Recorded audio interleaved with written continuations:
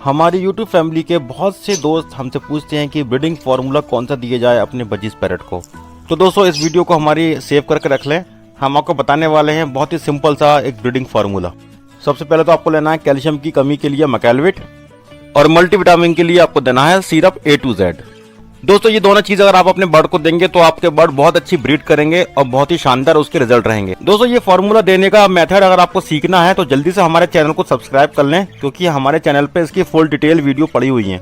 दोस्तों अगर आपको ये बर्ड अच्छे लगे हैं तो इनके लिए एक लाइक तो बनता है।